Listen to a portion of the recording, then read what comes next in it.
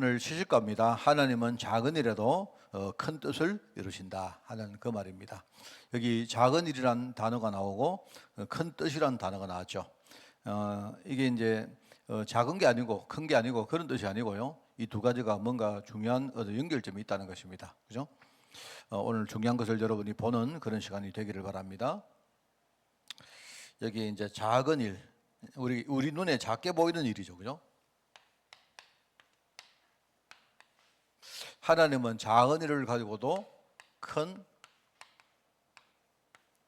뜻을 이루신다. 네, 이 말입니다. 자, 오늘 서론적으로 좀 정리를 해봅니다. 우선 하나님이 하신 약속이 있습니다. 하나님의 약속. 하나님은 뭘 약속했느냐? 바로 복음을 계획했다. 왜 그렇습니까? 우리가 하나님을 떠나서 이미 죄와 저주 가운데 빠졌기 때문에, 또 죄의 저주 가운데 빠진 사실을 우리가 전혀 모르기 때문에 하나님은 처음부터 우리를 살릴 계획을 하신 거예요. 그래서 성경에 보면요, 여인의 후손 보내겠다고 말만 하신 게 아니고 실제 여인의 후손을 보내실 준비를 차근차근 이렇게 하신 것입니다. 시대마다 그렇게 했습니다. 하나님이 우리에게 약속하신 내용이 뭐나? 바로 복음을 우리에게 계획했다 하는 그 뜻입니다. 그게 첫 번째고요. 자, 그 다음에 하나님이 이 약속을 해놔놓고 이 약속을 하나님이 실행에 옮깁니다. 말하자면 하나님이 이 복음을 실행에 옮기기 위해서 뭘 하느냐? 하나님이요, 하나님의 주권 가운데 모든 것을 뭡니까? 하나님이 주권 가운데 움직이신다 이 말입니다. 그죠? 이 주권은 뭐냐니까 우리가 하나님 손에서 하나님이 마음대로 하는 건데, 그죠? 하나님 마음대로 하는데, 근데 희한하지만요, 하나님도 자기 마음대로 못 해요. 그게 오늘 히브리서에 나오거든요. 하나님은 언약의 하나님은 모든 것을 하나님 언약을 이루는 쪽으로 하나님이요 그 주권을 펼치게 되어 있습니다. 여러분 여러분 착각하시면 안 돼요. 여러분이 예컨대 뭡니까? 내가 어려움 당하고 하나님 주권이시지. 그 하나님이 지금 재미로 우리를 어려움 주는 게 아니다 말입니다. 하나님은 모든 일을 하나님 언약을 이루는 쪽으로 하나님이 쓰시려고 그 주권을 하나님이 펼치시는 거예요. 뭔 말 알겠습니까? 이걸 여러분이 아셔야 돼요. 그래서 사람들은요, 하나님 주권이라는 말을 반밖에 이해를 못 합니다. 하나님 마음대로 한다 그 말이 있는데 그게 아니고 하나님 언약을 모르면 하나님 주권도 이해를 못 하는 거예요. 하나님은 언약을 이루는 쪽으로 주권을 하나님이 펼치신다 하는 그 말입니다. 그렇죠? 그래서 우리가 욥이 이야기를 합니다. 욥이 나중에 깨닫고 주시는 분도 하나님이시고 빼앗아 가시는 분도 하나님이시라는 거. 그 말은요, 이제 우리 잘못 따르면 하나님이 지 맘대로 줬다가 그게 아니고요. 주실 때도 하나님이요, 하나님 언약을 이루기 위해서 주시는 거고, 빼앗을 때도 하나님 언약을 이루기 위해서 빼앗는 겁니다. 이걸 여러분 아셔야 돼요. 그러니까 우리는 하나님 언약 가운데 있는 사람은요, 어떤 경우도 언약 성취 시간표 속에 있기 때문에 아무것도 문제가 될 필요가 없어요. 이게 중요합니다, 여러분.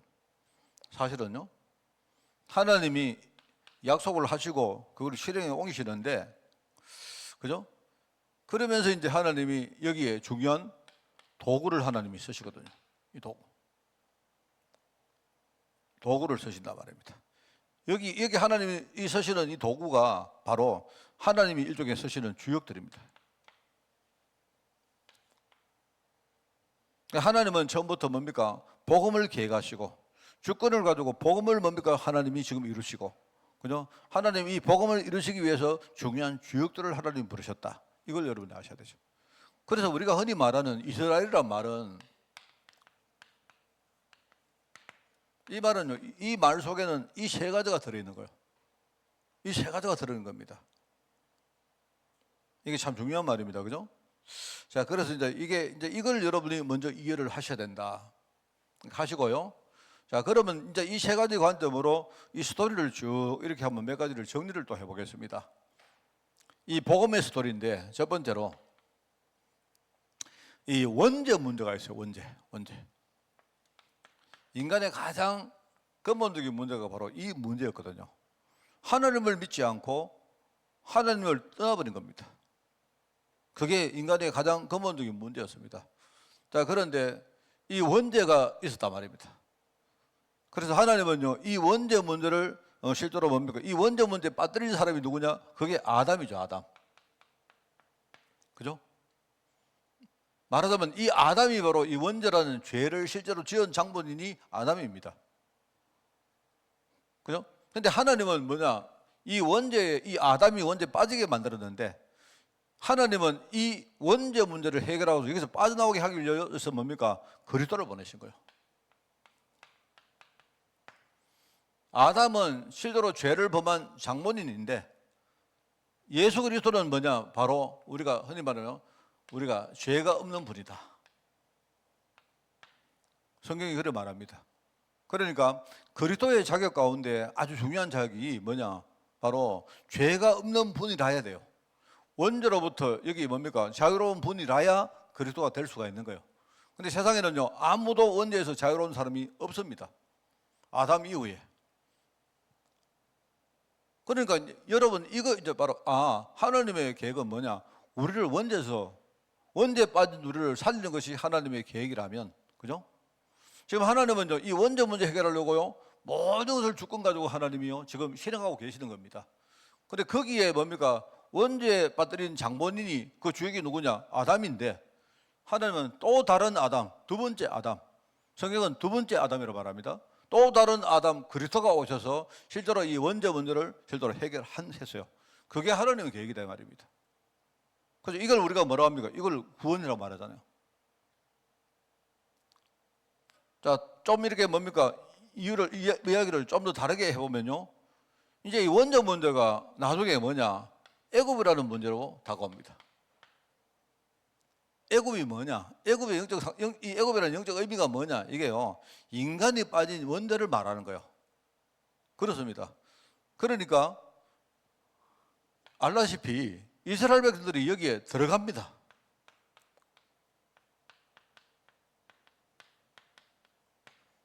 들어가는 사건이 생기죠. 들어가는 사건이 바로 이제 우리 지금요 읽고 있는 바로 이 내용들입니다. 이스라엘 땅에 기근이 왔다 이 말입니다. 그래, 기근이 왔는데 그 기근 자체는 뭐냐니까 하나님을 떠난 인간들이 당하는 당연한 뭡니까? 그런 결과물이요. 그죠? 근데 뭐 이스라엘 땅만 그런 게 아니고 전부 다 마찬가지입니다. 여러분, 그 당시에 보면 보세요. 이스라엘 땅에 기근이 있는 게 아니고요, 애굽 땅에도 기근이 있습니다. 그러니까 다 기근이 생기는 거예요. 근데 이스라엘에는 어떻게 되냐, 기근 당해가지고 사람들이 속수무책으로 당하고 있는데, 이스라엘이 아니고 그 뭡니까? 가나안 땅이죠, 그죠? 같은 말입니다만은. 근데 애굽 땅에는요, 애굽 땅도 똑같은 뭡니까? 이 기근의 저주를 받을 수밖에 없는데, 어떤 한 사람, 지혜로운 한 사람이 바로 그 기근 문제를 해결한 거예요. 그러다 보니까 주위에 있는 많은 사람들이 뭡니까? 애굽 땅에 가면 그래도 양식이 있으니까 사람들이 살겠다고 거기에 사람들이 이제 몰려 들어갑니다. 자기들이, 여러분 있지 않습니까? 이 애굽 땅으로 들어갈 때에 우리가 저주받아야겠다 들어간 게 아니거든요. 전부 다 살겠다고 들어간 겁니다. 무슨 말 알겠습니까? 마치 이게 무슨 말이냐? 아담이 말입니다. 처음에 선악과를 따먹고 하나님께 범죄할 때도요, 지가 죽으려고 한 게 아니에요. 살려고 한 겁니다. 눈이 밝아져가지고 하나님처럼 되려고 한 거예요. 그런데 정작 뭐냐니까 인간이 지 마음대로 안 됩니다. 안 되죠. 살려고 했는데 결국 그게 죽는 길이었어요. 뭔 말 알겠습니까? 언약을 이탈하는 행위였기 때문에 하나님이 처음에 선악과 언약을 안 믿었습니까? 너는 이 선악과 언약을, 이 다른 거는 다 마음대로 따먹어라. 그런데 선악과만 따먹지 마라. 이게 나와 너희 사이의 약속이다, 언약이다. 그리고 우리가 하나님 언약 속에 있으면요, 그러면요, 이 땅의 모든 것을 다 누리고, 우리 하나님 형상대로 지원받은 자이기 때문에 이 땅에는 모든 것을 우리가 다스리고 정복하고 누리고 할 수 있다 이 말입니다. 그런데 하나님 언약 하나를 딱 어기니까 어떻게 되죠? 자기들은 전부 다 뭐냐면 좋은 뜻으로 선의로 했는데 그게 저것들이 죽는 일이 된 거예요. 그게 인간이 무서운 겁니다, 여러분. 우리가 영적 무지를 하는 게 이게 사람들이요 모르고 그런 거예요. 모르고 이렇게 된 겁니다. 똑같습니다. 이스라엘 백성들이 애굽으로 들어갈 때도 전부 다 뭐냐니까 살로 들어간 거예요. 거기만 양식이 있으니까. 근데 결과적으로 그래 결국 들어갔는데요, 선의를 가지고 들어갔는데 결국 시간이 지나니까 나중에 뭡니까? 애굽의 종이 되어버린 거예요. 그게 나중에 뭐죠? 여기 또 나오는 사건입니다. 들어가는 사건은 가나안 땅에서 들어가는 사건이 이제 오늘 본문에 나오는 사건이라면 나중에 뭡니까? 여기서 나오는 사건이 바로 우리 흔히 말하는 출애굽이라고 말하죠. 엑소더스, 출애굽에서 나오는 사건이다 이런 말합니다. 그죠? 쉽게 말하면 요게 이제 말하면 이주하는 사건이죠. 요게 바로 출애굽 사건이다. 같은 이야기입니다. 원죄에 빠진 사람들이 모르고 지금 죄에 빠져서 전부 다 하나님을 떠나고 마귀의 종노릇 하고 이 땅에 저주 재앙을 받게 됐는데 나중에 하나님이 그리스도를 보내서 그죠? 이들을 살린 겁니다. 이거는 뭐냐니까요. 애굽에 들어가는 사건은 바로 이걸 말하는 거예요. 이걸. 이 하나의 뭡니까? 사건이지만 애굽으로 들어갔다가 요 사이에 수백 년 시간이 또 걸리거든요. 걸리는데 그런데 뭡니까? 애굽에 들어가서 나중에 애굽에서 또 나옵니다. 이게 뭐냐니까요. 바로 아담이 지은 죄와 이 그리스도의 구원을 말하는 내용이에요. 이게 똑같은 이야기입니다. 자, 그런데 이제 여기에 하나님이 중요한 주역을 세우죠. 주역. 그 주역이 누굽니까? 아시지 않습니까? 첫 번째 뭡니까? 이 사람들이 애굽으로 들어갈 때 역할을 했던 주역이 누구냐? 요셉입니다. 요셉. 자, 그 다음에 여기 나중에 뭡니까? 여기서 나올 때 쓰임받았던 주역이 누굽니까? 모세입니다. 모세. 자, 근데 이 두 사람을 보면 특징이 하나가 딱 있는 거예요. 특징이 뭐냐니까요? 자, 보십시오. 이 사람 요셉은 먼저 여기 들어갑니다. 먼저 들어갔다. 이게 중요한 겁니다. 사실은요. 하나님이 우리 민족의 생명을 구하시려고 나를 앞서 여기에 보내셨다고 이해합니까? 그러니까 실제로 뭡니까? 이 요셉은 자기가 알았건 몰랐건 하나님이 이 사람을요 먼저 뭡니까? 여기 들어가는 일종의 정인으로 세운 거예요. 이게 중요한 겁니다, 여러분. 자, 그리고 보세요. 모세는 뭡니까? 모세는 뭐냐고? 모세도 역시 마찬가지입니다. 모세도 이 사람이요 자기도 몰랐지만요 먼저 나온 사람입니다. 왜요? 살인죄를 저지르고 애굽에서 쫓겨납니다. 자기는 뭐냐니까 내가 이제 완전 인생 망쳤다 생각하고 애굽에서 나와서 미디안에서 광야에서 뭡니까 양을 치고 있었는데 그게 알고 보니까 이 사람들 뭡니까 다른 사람을 전부 다 애굽에서 구해내려고요 하나님이 모세를 먼저 거기서 불러낸 거예요. 이게 중요한 겁니다, 여러분. 무슨 말겠죠? 이게요 이 세 가지가 굉장히 중요한 내용입니다. 다 똑같은 말이거든요. 이게 말하자면 이게 뭐냐면 이게 하나님의 무대입니다. 무대. 인간이 지은 모든 원죄 문제를 해결하시려고 하나님이 시대마다 그죠? 장차 오실 그리스도를 나타내는 많은 단어를 줬는데 여인의 후손, 그다음에 뭐 방주, 뭐 우리가 지금 배운 거 많이 않습니까? 이런 것들 전부 다 그거 아닙니까, 그죠? 그래 하나님이 그거 하신단 말입니다. 그거. 하나님이 그걸 계획하시고 이거를요 하나님의 주권을 가지고 하나님 실행에 옮기신 겁니다. 근데 하나님이 하시는 방법은 뭐냐? 여기 항상 뭡니까? 미리 먼저 이 사람은 자기 앞서라고 했죠. 앞서. 이거는 요셉이 했던 말입니다. 하나님이 나를 앞서 여기에 보냈다. 여기에 대해서 하나님이 중요한 뭡니까? 증거를 가진 증인으로 먼저 불러서 하나님이 여기에 쓰는 겁니다. 그 사람들이 바로 주역이다. 자, 그러니까 자 보세요. 제가 이걸 왜 이렇게 설명했느냐? 여러분 이거는요 하나님 보실 때 큰일입니다. 그런데 요거는 뭐냐니까 요 두 사람 인생에 일어나는 소소한 작은 일들이에요. 하나님은 이 작은 일을 통해서 뭐 하느냐? 이 큰 뜻을 주신다. 이 말을 하는 거예요. 님 이야기했지 않습니까? 요셉이 여러분 예컨대 여기 들어갈 때 내가 하나님이 나를 먼저 거기 보내시는구나 알고 자기가 개순장군처럼 말하면 준비해 가는 게 아니에요. 그냥 개인이 형들에게 팔려서 그죠? 그냥 거기에 노예로 팔려갑니다. 근데 왜 팔려가느냐? 형들이 미워했거든요. 왜 미워했느냐? 뭐 이유가 있겠죠. 집에서 맨날 뭐 초코셋처럼 말입니다. 이게 말도 뭡니까 형한테 함부로 하고 막 이랬단 말입니다. 또 아버지도 뭡니까 꼭 그 요셉을 뭡니까 이렇게 뭡니까 그 부인 사랑하면 사랑하지 또 그 애들까지 차별을 왜 하는지 내가 볼 때 안 그러면 그런 그 집안의 작은 우리 흔히 말하는 소소한 일들 아니십니까? 이런 일들이었거든요. 근데 그게 쭉 열다 보니까요, 하나님이 보세요.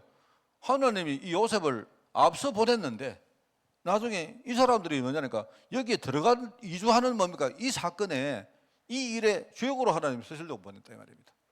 알고 보니까 이게 뭐냐니까 바로 보세요. 아담 한 사람이 지금요 원죄에 빠지게 된 그하고 연결되는 거예요. 이거를 설명하는 이야기입니다. 모세도 마찬가지입니다. 모세가 지금 뭐 알고 그 나왔습니까? 안 그래요? 실은 나가기 싫었겠죠.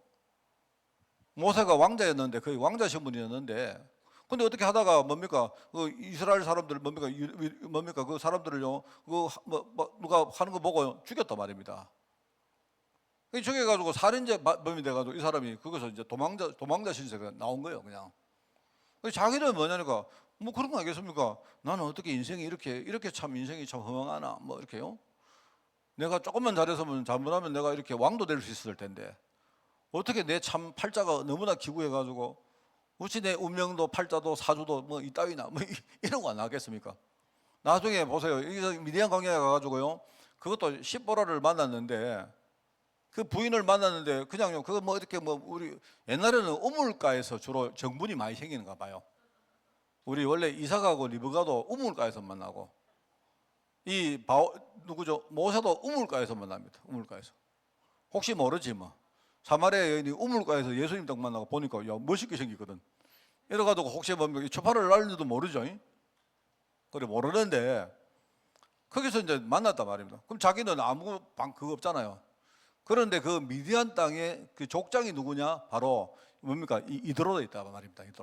이드로가 족장이었거든요. 그러니까 이제 이 사람이 약간 외간 남자니까요. 그 이방에 가서 그 족장 집에 만약에 사이로 들어가면 굉장히 뭐랄까요? 두 가지 좋은 건 아니겠습니까? 하나는 뭐냐니까 일단은 밥은 먹고 살겠다. 왜냐면요 자기 장인의 양을 쳤다고 그건 안 나옵니까? 그러니까 이도로의 양을 친 거예요. 그러니까 내가 여기서 양을 치면 일단은 밥은 먹겠네. 그다음 두 번째는 뭡니까? 일단 여기 있으면 그 우리 장인이 굉장히 뭡니까 위세가 있는 족장이니까 내가 일단 안전은 지킬 수 있겠네. 거기다가 플러스 한 가지 더 어쩌면 혹시나 마누라 얻을 수도 있겠네. 뭐 이쯤 됐겠죠, 그죠? 이래가지고 이 사람이 거기서 이제 양을 치고 있다 이 말입니다. 얼마나 이 모세가 낙심했겠습니까? 그런데 크게 보면요, 이 작은 일들이 지금 하나님이 큰 뜻을 이루었다. 지금 그 말하는 거예요. 여러분 이것도 우리도 똑같습니다. 우리 지금 요셉이나 지금 모세 얘기를 하는 게 아니고요. 여러분 우리도 똑같아요. 하나님은 우리를 통해서 하나님의 약속을 이룰 계획을 하나님이 세우신 거예요. 우리 그걸 언약신앙이라고 말합니다. 저는 이거 하나는 분명해요. 이거 하나는 분명한데 그러면서 지금요 그거를 실행에 옮기시려고 지금 하나님이 크고 작은 일 속에 그 하나님의 주권을 펼치시고 거기에 우리를 이끌어가고 있는 겁니다. 여러분 우리가 그리스도 모든 문제 해결 이런 말은요 우리가 그냥 선언적으로 하는 말이 아니에요. 그게 우리 그래 믿자 하는 그런 말이 아니고 실제로 뭡니까? 하나님의 주권 속에 있는 사람은요 뭐냐? 지금 하나님의 약속을 지금 하나님이 이루고 있기 때문에 우리는 거기에 대해서 뭡니까? 우리가 앞서 나가서 이러쿵저러쿵 할 필요가 없습니다. 하나님이 다 해나가세요. 그런데 우리가 조금 뭡니까? 일찍 깨달으면 훨씬 시간도 우리가 줄일 수 있고 그죠? 그 과정 속에 많은 열매를 우리가 맺을 수가 있습니다. 이거거든요. 자, 여러분이 이거를 생각하고 말씀을 한번 보십시오. 여기에 하나님의 큰 뜻이란 말 나오죠.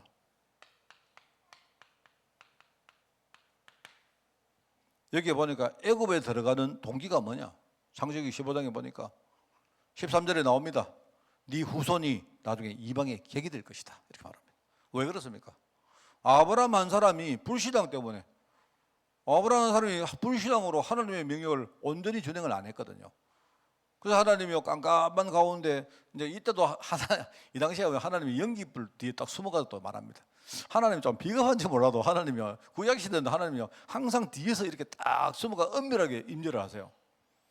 은밀하게 하나님이 연기불 속에 탁 이렇게 나타나시고 하는 말이 나중에 네 후손들이 이방에 객이 될 것이다 이 말이에요. 그게 뭐냐? 바로 나중에 너희들이 애굽 땅에 종이 될 것이다 이 말한 거예요. 왜? 너희의 불신앙 때문에. 아담 한 사람의 불신앙 때문에 너희 후손들이 전부 다 원죄 가운데 빠지게 되고 원죄 때문에 전부 다 뭐 어떻게 되느냐? 저도 재앙 가운데 서게 될 것이고 나중에 마귀의 완전히 종노를 할 것이다. 이 말입니다. 이 이야기를 하는 겁니다. 그러면서 출애굽기 12장에 애굽에서 나오게 되는 동기를 하나님이 말합니다. 그게 쭉 이야기합니다. 출애굽할 때에 한마디로 말하면 애굽에서 왜 나오느냐? 나중에 이 애굽 땅은 이거는요 멸망당할 땅인데 나중에 불신자들 멸망당할 때 언약 가진 백성들이 그 안에 있다가는요 함께 망할 수 있기 때문에 하나님이 거기서 먼저 하나님이 빼내시는 거예요. 그걸 가지고 구별이라고 말합니다. 구별. 그게 하나님의 큰 뜻입니다. 우리는 신앙생활하면서 말 많이 합니다. 하나님 왜 응답을 안 주십니까? 하나님이 응답 주시고 자시고 할 것도 없어요. 우리 인생 자체가 하나님 응답입니다. 잘 아시면요. 제가 이번 원래 이제 이렇게 우리 한국 교계에 2020년도 시작하면서 지금 굉장히 이슈가 되는 사건이 하나가 있어요. 내가 보면서 참 한국 교회가 갈 때까지 갔구나 하는 게 박영선 목사님이라는 분이 있는데 제가 청년 때부터 그분의 그 저작을 굉장히 내가 아주 탐독을 했습니다. 우리나라의 약간 뭐랄까 이 강해 설교를 너무 잘하는 목사님이라고 그게 알려져 있는 목사님이고 좀 기독교 베스트셀러를 많이 제작한 그런 저자이기도 해요. 그런 목사님이 있는데 그 교회 이제 이분이 이제 은퇴한 지가 제법 됐습니다. 제법 됐는데 근데 원래 이제 그분 은퇴하고 지금 원로 목사로 계시는데 그 교회에 무슨 또 사건이 터진 게 이게 지금 원래 연초부터 막 시끄럽더라고요. 보니까 물론 우리 교단은 아닙니다만은요. 근데 우리보다 훨씬 더 우리 아주 뭐랄까요 정통되는 어떤 그런 교단에 계시는 교회인데요. 근데 이야기가 이런 것 같아요. 대충 보니까 이 목사님이 은퇴한 지가 좀 제법 됐는데 이제 그런데 자기 아들이 또 목사가 있는데 그래 그 아들 목사를 세울 수가 좀 없다 보니까 이제 중간에 어떤 최모라는 목사님을 이렇게 세워놨던가 봐요. 세웠는데 근데 내가 볼 때는 이 목사님이 오랫동안 사실 그 목사님이 거기를 이렇게 성장시키고 한 건 맞거든요. 맞는데 그런데 내가 볼 때는 이야기를 쭉 들어보니까 아들을 자기 후임으로 세우려고 하다가 이제 그게 무산이 됐는가 봐요. 무산이 되니까 이제 이 목사님이 이제 여러 가지 궁리를 하다가 나름대로 세운 작전이 뭐냐니까 그러면 교회를 이렇게 좀 갈라야 되겠다. 교회는 아직도 자기를 지지하는 사람이 많이 있을 거 아닙니까? 그러면서 이분이 이제 작년에 하신 말씀이 이분이 강해 설교를 참 잘하는데 은퇴를 하시니까 이제는요 좀 자기 달란트를 쓸 수가 없지 않습니까? 그래서 하나님이 자기 달란트를 사장시키지 말고 계속 쓰라고 했다고 하면서 이분이 내가 교회를 하나 개척해서 나가겠다. 나갈 테니까 대신에 한 40억을 우리 교회 개척 자금으로 달라. 이래가지고 교회가 난리가 난 겁니다. 그게 이제 작년에 그런 일들이 있었나 봐요. 그래 내가 볼 때 이제 박영성 목사님을 좀 알거든요. 아는데 이 양반 은퇴한 지도 제법 오래됐는데 뭐 때문에 저걸 하는지 굉장히 교계에 신망이 높은 분입니다. 그런데 이제 왜 이게 이제 불거졌는가 하니까 교회 안에서 시끄러운 모양인데 이게 이제 작년 말에 원래 1월 달을 어느 날을 적시를 하면서 어떤 교회 안에 어떤 80먹은 안수 집사님이 지금 대답어를 붙인 겁니다. 대답어를 붙이는데 교회가 완전히 개판이다 보니까 하는 말이 이제 1월 며칠까지 박 목사님, 원로 목사님하고 담임 목사님 전부 다 사임하고 교회를 나가라. 그 다음에 시무 장로들은 전부 다 사표 내고 전부 다 평신도로 다 돌아가라. 이제 한 명이 80묵은 한 분이 그렇게 대답어를 붙이고 어디 이렇게 연설을 돌리는가 봐요. 그래서 그 내용이 뭐냐니까 이분이 그날까지 안 하면 자기가 3단계로 뭘 하는데 제일 첫 번째 성도들 보는 앞에서 주일날 단지 쇼를 하겠다는 거예요. 단지가 뭔지 압니까? 항아리 단지가 아니고요. 손가락 자른다는 말입니다. 그 다음에 하는 말이요. 그 다음에 이렇게 두 번째 시간 또 줘가지고 안 하면 자기 팔목을 자르겠다는 거예요. 그리고 세 번째 안 하면 자기는 본인 자살을 하겠다는 겁니다. 하면서 하는 말이 그날은 여자분들이나 애들은 교회 좀 안 보내주기를 바란다. 이거를 지금 바꿔도 그래 난리가 난 겁니다. 그래서 참 내가 보면서 이거 뭐 내가 뭐 잘 모르겠습니다. 그 사건 때문에 또 막 여러 가지 또 이야기가 많아요. 한쪽에서는 어떻게 도대체 교회가 했길래 80 먹은 어르신이 그런 이야기를 하겠나 이런 쪽도 있고요. 또 한쪽에서는요, 좀 그렇지 않습니까? 안 그래요? 우리가 그 크리스찬들이 하느님께 기도하고 해야지 또 뭐 손가락 자르고 뭐 본인 자살한다 하니까요. 도대체 박영선 목사가 이때까지 성도들 훈련을 어떻게 시켰길래 뭐 이런 이야기도 있고요. 또 한쪽에는 뭐냐니까 이런 이야기 합니다. 누가 이야기 더 들어보니까요. 그러면 박 목사님도 나가고 최 목사님도 나가고 시무 장로들은 전부 다 사임하면 그럼 누가 남지? 누가 남겠습니까? 부목사만 남는 거죠. 이거는 박영선 목사고 그 사람이 지금 짜고 하는 거다. 뭐 그런 이야기도 하는 거예요. 뭐 그런 이야기가 지금 막 이렇게 기도 교계에 막 해다 되고 있습니다. 그래서 제가 이제 그거 보면서 글쎄 뭐 교회 이야기 잘 모르겠습니다. 뭐 40억이 과연 뭐 서울에 강남에 있는 교회가 큰 돈인지 내가 잘 모르겠는데, 그러나 그거 보면서 이 뭐 도대체 이거는 온데감데 누가 잘못했는지 잘 모르겠는데요. 아니 교회 안에 사람들이 우리가 안 그렇습니까? 어떤 일이 있어도 하나님의 주권이다. 이걸 믿는다면 기도하면 되는 거고, 안 그렇습니까? 또 그 박 목사님 그분이 내가 알기로는 내가 가지고 있는 그분 책만 해도 한 6권 돼요. 그 내 같은 시골 목사가 6권 정도 책을 샀다면요, 그분 아마 우리 기독교 교회에 상당히 베스트셀러 작가입니다. 내가 할 때 그분 뭐 인쇄만 해도 먹고 살겠는데 뭘 그렇게 그거 하는지. 그러니까 내가 볼 때요, 이게 뭐 부패다 이런 거 떠나서 하나님의 주권을 이제는 한국에 더 이상 안 믿는 거예요. 내가 볼 때는 다 그런 것 같습니다. 내 눈에는 그렇게 보입니다. 저도 이제 내방은 잘 모르는데, 그래 하나님이 지금 우리를 살리겠다고 진짜 언약을 하나님이 우리에게 주시고 그 계획을 하셨는데, 이거를 하나님이 지금요 철저히 지금 하고 계시는 겁니다. 이거는 해 오셨고 지금도 하고 계시고 미래도 해 가실 것이고 분명하거든요. 하나님이 거기에 우리 성도들과 교회를 세웠다는 거, 이 사실을 사람들이 이거를 잘 안 믿고 뭐 모르고 있고 이거 부인하고, 내가 볼 때 교회 안에 이제 이런 어떤 언약적 문화는 내가 볼 때 더 이상 이제 없구나, 나는 이런 생각이 드는 겁니다. 이제는 한국 교회가 내가 볼 때는 이제 아마 호흡기를 거의 제거할 때가 왔는가 뭐 그런 생각이 드는 거예요. 제가 제가 여러분 모르면 제가 말한 내용이 틀릴 수도 있습니다. 그런데 내가 이런 여러 가지 논란들을 보면서 제가요, 그러면서 그걸 보면서 나는 이거 안 그래도, 나는 정말 뭐 부족하지만 우리 교회는 여러분 뭐 힘도 없고 우리 뭐 아무것도 못하지만, 그런데요 우리가 다른 건 몰라도 이거는 지켜야 안 되겠나 이런 생각이 들어요. 난 여러분이 거기에 대해 가지고 여러분이 동의하시면 우리는 이거 붙들어야 됩니다. 안 그러겠습니까? 지금 하나님이 큰 뜻을 이루시는데 여기 이제 작은 일,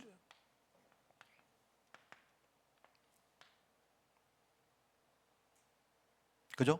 거기에 창세기 37장에 보니까 어릴 때 하나님이 요셉에게 꿈을 보여줬다. 여러분 꿈은요 누구나 꿀 수 있는 거 아닙니까? 내가 볼 때 이 꿈이 개꿈일 가능성도 내가 볼 때는 90% 넘을 수 아니십니까? 근데 하나님은 지금요 이걸 분명히 하나님이 처음부터 계획하시고 미리 하나님이 정표로 어릴 때 요셉에게 보여줬다 이 말입니다. 그 요셉은 꿈을 꾼 사람이기 때문에 이 꿈을 다른 사람은 이해 못해도 요셉 마음에는요 이미 꿈이 담겨 있었던 겁니다. 나중에 보세요, 하나님 꿈대로 하는 거 아닙니까? 꿈 얼마만큼 꿈대로 했느냐, 불신자가 볼 때에 이 사람은 하나님이 말씀을 주시고 그 말씀대로 이 사람을 살리셨구나 라고 뭡니까? 사브닷바네라는 이름을 줬다고 이해 안 했습니까? 그죠? 나중에 창세기 39장에 보니까 보들의 집에 가니까 하나님이 그 집에 뭡니까? 하나님이 요셉이 함께 하시면서 형통케 만들어서 그 집을 뭡니까? 요셉을 위해서 그 집을 복을 내리셨다. 이 집 정의됐다 말 아닙니까? 창세기 4장에 보니까 뭡니까? 이게 감옥에서 신하를 만났는데 꿈을 꾸게 만드시고 그 꿈을 해석하도록 그렇게 만듭니다. 여러분 꿈 해석을 잘했다 이 뜻이 아니고요, 그 꿈 해석을 뭐 잘한 게 그게 문제가 아니고 그 꿈을 통해서 뭡니까? 지금 바로가 만날 수 있는 그런 일종의 문이 열린 거예요. 그게 중요하다 이 말입니다. 나중에 보세요. 창세기 41장에 보니까 지금 전체 기근이 왔습니다. 애굽 땅에도 왔고, 그 다음에 가나안 땅에도 왔고, 아마 뭡니까? 그 앞 중동 전역에 기근이 왔다 이 말입니다.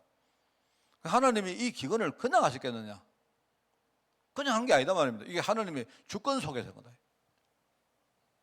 이게 하나님의 약속이라면 이게 하나님의 주권이다, 이 말입니다. 그래서 다윗이 아버지 심부름으로 형에게 심부름 안 갑니까? 심부름을 가는, 그냥 형한테 심부름을 간다고 갔는데 거기서 뭘 받느냐? 골리앗을 본 겁니다. 근데 골리앗이 지금요 하나님을 막 모욕을 하고 하는데 지금 왕이야 이스라엘 사람들 아무도 그 골리앗을요 대적을 못 하는 거예요. 나중에 다윗이 뭐라고 합니까? 아무도 대적을 못 하니까 그러면 나라도, 힘이 없는 소년인 나라도 내가 다윗과 싸워 이겨야 되겠다, 싸워야 되겠다. 형이 뭐라 합니까? 야, 이 건방진 놈아, 왕도 못하고 형도 못하고 어른도 못하는데 네가 작은 소자인 네가 어떻게 네가 골리앗을 이기겠느냐? 다윗이 뭐라고 합니까? 내가 여기 온 이유가 왜 없겠느냐? 왜 하나님이 나를 여기 오게 만드시고 골리앗을 보게 만드시고 우리 이스라엘 민족들의 지금 영적 상황을 보게 만든 이유가 뭐겠느냐? 이 다윗이 그때요 언약을 딱 잡은 겁니다. 자기는요 내가 죽으면 죽어도 좋다 일어난 겁니다. 또 한 사람 있지 않습니까? 에스더 아닙니까? 에스더가 뭡니까? 에스더 모르드게가 에스더에게 이야기 안 합니까? 하나님이 너를 이 포로된 땅에서 이 바사의 왕위로 세운 이유는 오늘 이때 있게 한 거죠. 이때 네가 왕비가 돼가지고 아무 말도 안 난다면 하나님이 너를 안 쓰시고 하나님이 다른 걸 쓰실 수도 있다, 이 말입니다. 그 이야기를 듣고 에스더가 뭐라 합니까? 아, 맞습니다. 내가 만약에 하나님 언약을 펴는데 쓰임 받는다면 내가 죽어도 좋습니다. 내가 죽으면 죽으리라, 이렇게 말하잖아요. 누가 죽었습니까? 에스더가 죽었습니까? 누가 죽었습니까? 유대인들이 죽었어요? 아니잖아요. 실제로 그거를요 계획한 사단 세력 하만이 죽었습니다. 하만이 완전히 죽습니다. 그 날을 가지고 뭐라 하냐고 우리가 부림절이라 한다. 부림은 주사이다, 제비다, 이 말입니다. 제비. 어떤 의미냐? 바로 그리스도를 말한다, 이 이야기를 하는 겁니다. 바로 하나님의 작은 일, 작은 뜻, 그 주권을 말하는 거예요. 전부 다 뭐냐? 하나님은 중요한 하나님의 목적을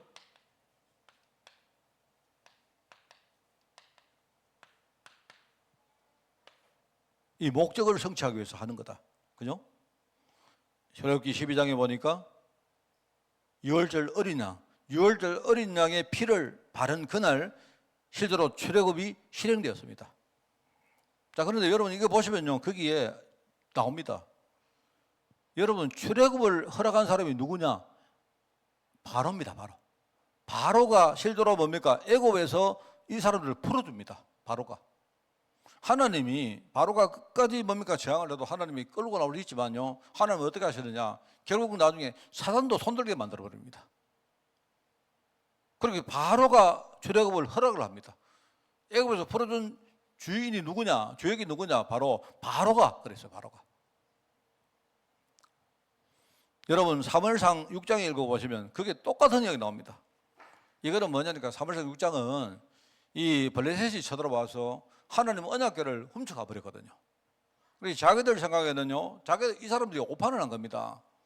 이스라엘 백성을 가만히 보니까 이 사람들이 어디 이렇게 다니고 할 때마다 항상 언약궤를 따라가거든요. 언약궤. 그러니까 하나님이 그 언약궤를 지키려고 하나님이 지금요 막 하늘 군대를 막 동원하고 하는 걸 봤단 말입니다. 이 사람들이. 그러니까 이 사람들이 작전을 어떻게 세우느냐? 아, 그러면 우리가 가서 저 언약궤를 훔쳐버리면 그러면 이스라엘 백성들이 저게 꼼짝도 못 하겠구나. 이렇게 이 사람들이 된 거예요. 언약궤를 훔쳐왔어요. 훔쳐왔는데 세상에 언약궤가 가는 데마다 뭡니까? 막 계속 현장에 저주 재앙이 막 임하는 겁니다. 막 작살납니다. 그래서 성경에 보면 나옵니다. 성경 뭐라 지금요 이 땅에서 막 사람들이 막 곡소리가 나는 거예요. 함성이 막 나고 막 우는 소리가 막 나는 겁니다. 얼마나 사람들이 애통하는 소리를 했느냐. 지금요 그 곡소리가 하늘을 사무쳤다. 하늘에 사무쳤다고 말합니다. 아니 그 자기들 딱 보니까 이 언약궤를 훔쳐 나오면 이 이스라엘 백성들이 아무런 힘을 못 쓸 줄 알았는데 지금 그전에요. 자기들이 다 죽게 되거든요. 이 사람들이 다곤 신전에 그걸 갖다 놓으니까 아침에 딱 갔는데 다곤 뭡니까? 우상에 모가지가 땡강 부러져가지고 이게 뭐야 도대체. 나중에 자기들이 뭐 하냐? 이거 큰일 났다. 이거 안 되겠다. 돌려줘라. 잘못하다가는 우리가 먼저 작살 나겠다. 이런 겁니다. 그 사무엘상 6장이 그겁니다. 그래서 나중에 뭐냐니까 언약궤가 막 돌아옵니다. 언약궤가 돌아오면서 언약궤를 또 돌아오는데 희한하죠. 언약궤가 돌아오는데 내가 볼 때 사람 그 본능은 비슷한가 봐요. 이 블레셋 사람들이 언약궤를 돌려보낼 때 그냥 안 보내고 금을 가지고요.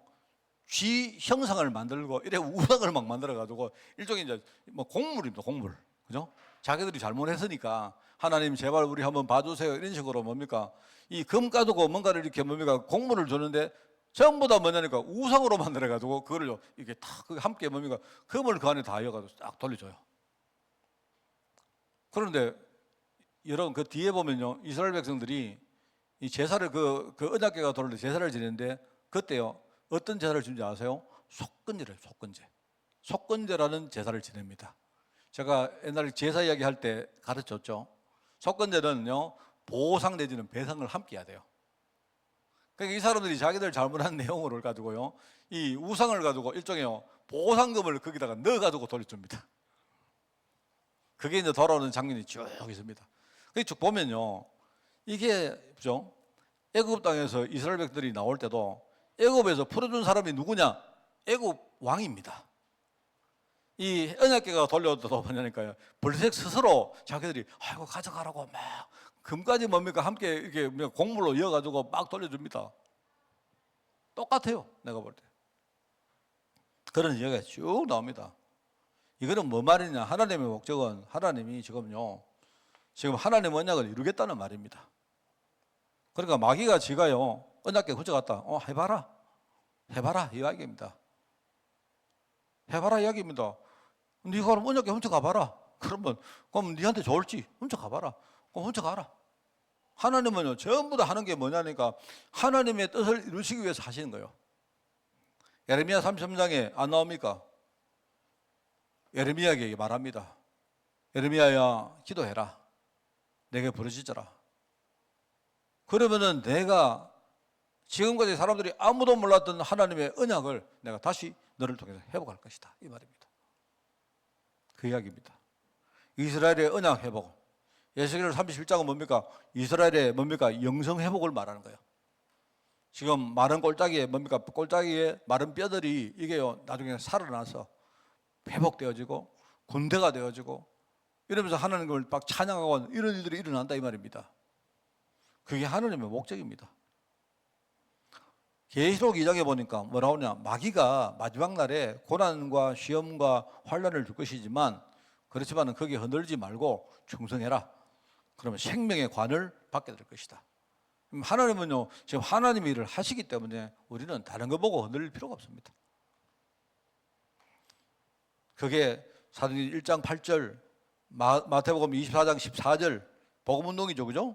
그 다음에 마태복음 뭡니까? 28장 16절 20절 우리 제사 사역하는 거 이거 말하는 거예요.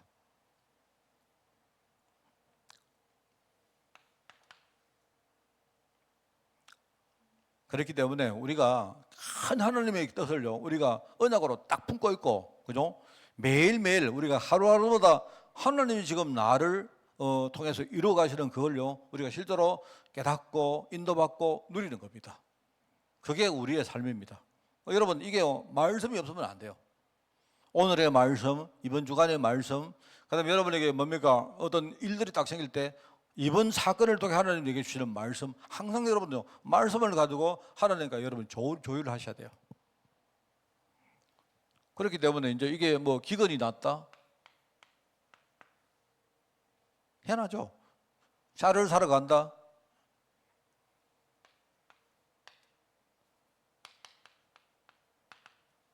제가 여러분 이거 보면서 정말로 저 재밌습니다. 이게.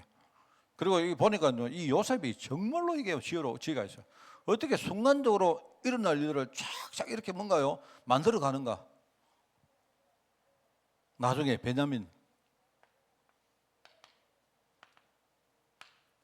그런데 제가 여기서 보면서 한 가지 착 이렇게 뭡니까 딱 와닿는 거 있습니다. 여기에 이제 오늘 우리 사건 이걸 보면서 아버지 야곱이 이제 양식이 다 떨어졌단 말입니다. 떨어졌는데 이제 죽게 됐으니까 이제 너희들 또 가서 쌀 좀 사오느라 이렇게 말합니다. 그런데 여러분 이거 거기 기록이 안 나옵니까?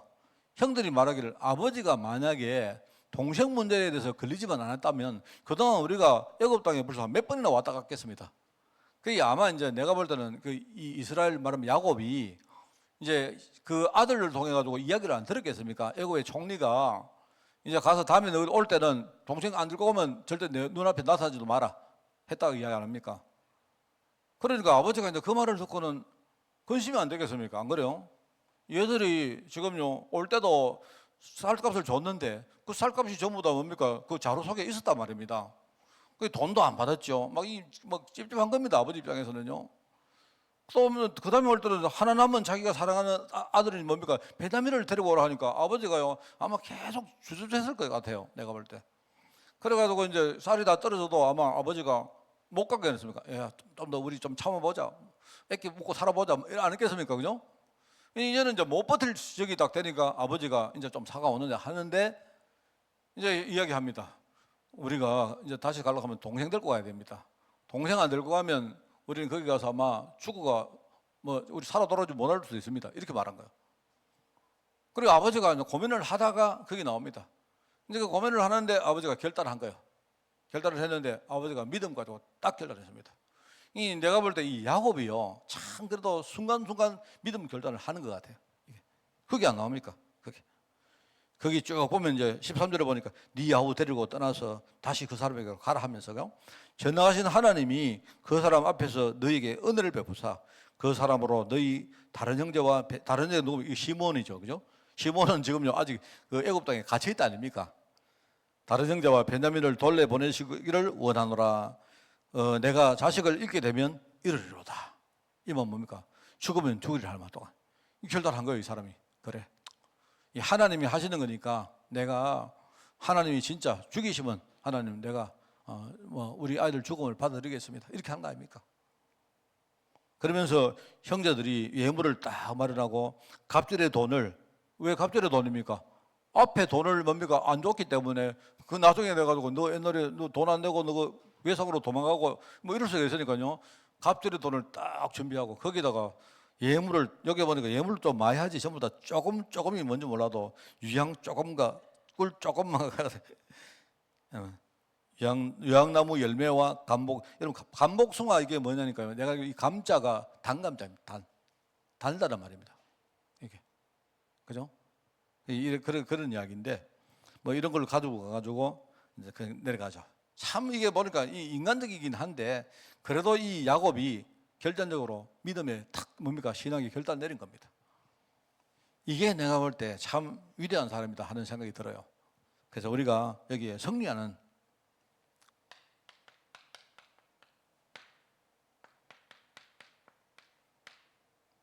여러분 우리는 언약 가지고 있기 때문에 언약 가지고 있지 않습니까?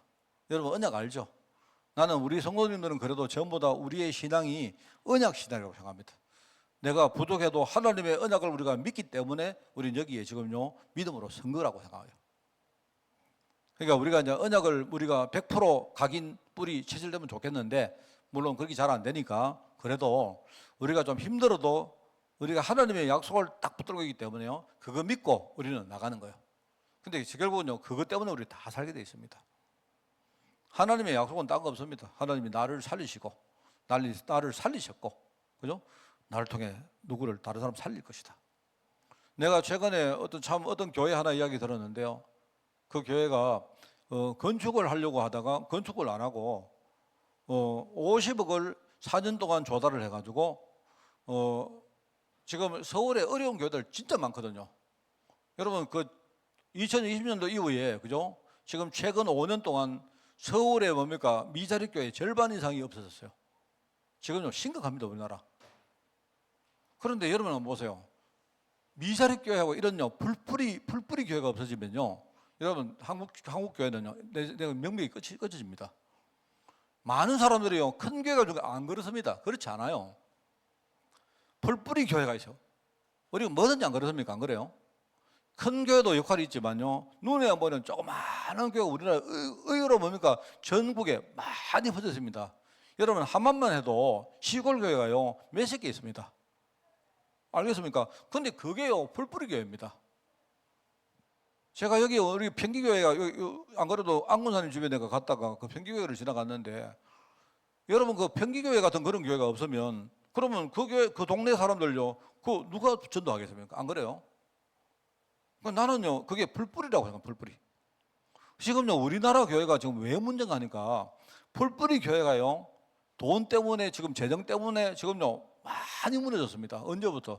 2020년도에 뭡니까? 비대면 하고 나서부터 교회가 어마어마하게 많이 사라졌어요. 지금. 그러다 보니까요 지금요 엄청 뭡니까? 이게 어렵습니다. 지금 재정적으로 이게 버티기가 어려운 교회가 너무 많아요.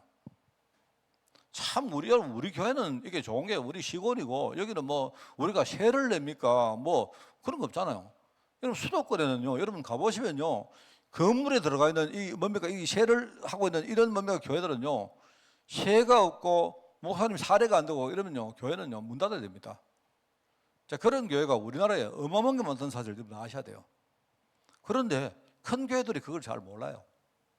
쉽게 말하면 전도는 거기서 한 명씩 두 명씩 전도해놓으면 전부 다 시간 지나면 큰 교회 다 몰려갑니다. 소위 시스템이라는 이름으로. 편하거든요. 전부 다 갑니다. 그러면 큰 교회 목사님들은요 뭐 잘하는 분도 계시지만 대부분이요 나중에 배바 부르고 이렇게 된다 이 말입니다. 지금 한국 교회는 내가 볼 때 언약에서 이탈했어요. 이미 나는 내가 볼 때 그렇습니다. 그런데 그 교회가 보니까 건축을 안 하고 50억을 만들어 가지고 이 서울의 어려운 교회를요 그 교단 관계 없이 자기들이 금령을 딱 해가지고 매년 매년이 아니고 1억씩을 자기들이 주겠다 그렇게 하고, 내가 볼 때 참 그 잘한 일이라고 생각합니다. 근데 그 이제 그 목사님이 하는 워딩을 내가 들어보니까 어려운 교회를 도우는 거 한 가지가 있고, 이런 식으로 나가면 지금 후대는 앞으로 진짜 완전히 무너진다. 그래서 어떻게 하든지 후대 교육을 하는데 여기에 돈을 투자해야 된다.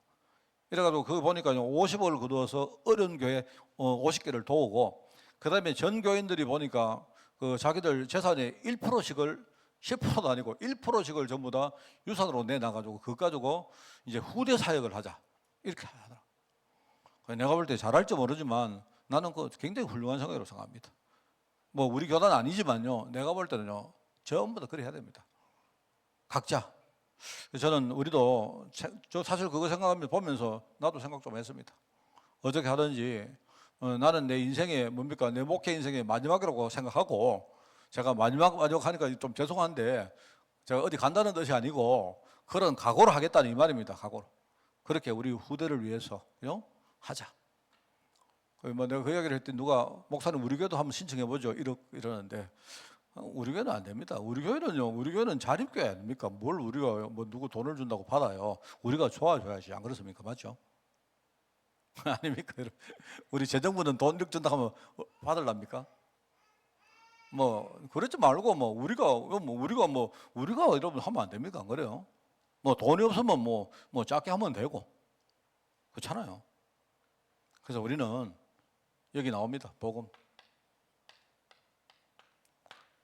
종교생활 하지 말고 우리는 믿음. 잘 안 돼도 저는 늘 말합니다. 말이라도 믿음하자. 뭐 어떤 사람은 저거는 맨날 입으로만 입으로라도 믿음하자. 그러면 믿음 안 하면 뭐 하랍니까? 그러면 입으로 여러분이 불신앙 하랍니까? 그러면 내 힘 말고 성령의 힘. 여러분 우리 성령 충만까지는 가지 말고 우리 다 성령 충만 받으면 너무 힘드니까요. 우리 성령 조금만 충만. 알겠습니까? 나 우리 성도들 전부 성령 충만 받으면요 내가 볼 때 내가 힘들 것 같아요. 내가 누구라고 말하는데 누가 성령 조금 충만 받으면 막 일주일로가 나를 얼마나 괴롭히는지, 목사님 이거 해야 됩니다 하는데, 하나님 우리 성도들 제발 좀 성령 충만하지 말고 좀에만 충만하게 해주시오. 내가 나의 계획이 아니고 하나님의 계획. 내 선택이 아니고 지금 하나님이 내게 응답하시는 바로 인도. 가자. 여러분 있지 않습니까? 여러분이 딱 이렇게 기도하시다가 이게 하나님 뜻이라 생각되시거든요. 다른 거 쳐다보지 말고 하세요. 그리고 여러분이 만약에 그냥 혼자 하시기 힘들면 저한테 이야기하세요. 그래서 제가 그렇게 하겠습니다. 내가 만약에 내가 생각이 없다 해도 저분이 하는 말이 하나님 계획이 맞다고 조금이라도 생각되면 저는요 함께 하겠습니다. 그러면 됩니다. 안 그렇습니까? 그렇게 하면 됩니다. 그렇게 우리는 목적 자체가 없어요. 하나님 언약이 목적이지. 안 그렇습니까? 하나님이 우리 목적을 딱 세워놓고 우리를 이끌어 가시는데 우리 그거 따라가는 사람 아닙니까? 우리 교회는 하나님의 그 작은 일, 그 속에 큰 뜻을 두는 사실을 아시고 끝까지 믿음으로 임하는 우리 성도들 되기를 바랍니다. 하나님 감사합니다. 언약 속에 불러주시고 우리를 언약의 주인으로 주역으로 세워주시니 너무나 감사드립니다. 다윗의 고백, 에스더의 고백, 또 나아가 요셉의 고백을 우리가 가슴에 담고 우리가 정말 하나님 어떤 경우에라도 흔들리지 않고 하나님의 언약의 길을 걸어갈 수 있도록 주님이 축복하여 주옵소서. 하나님 전도가 되어지고 또 선교가 되어지며 우리 주의 제자들이 일어나며 정말 우리 후대를 위해서 하나님 정말 영원한 그런 유산을 만드는 교회가 되어지기를 원합니다. 우리 담임 목사 이하 우리 모든 우리 공동체가 하나 되어서 앞으로 하나님 흔들리지 말고 이 길을 걸어갈 수 있도록 주님이 축복하여 주옵소서. 하나님이 우군이 되어서 우리를 지원하시고 이끌어갈 줄 믿습니다. 우리 교회를 통해서 하나님 최고 영광 받아 주옵소서. 감사드립니다. 예수님의 이름으로 기도드리옵나이다. 아멘.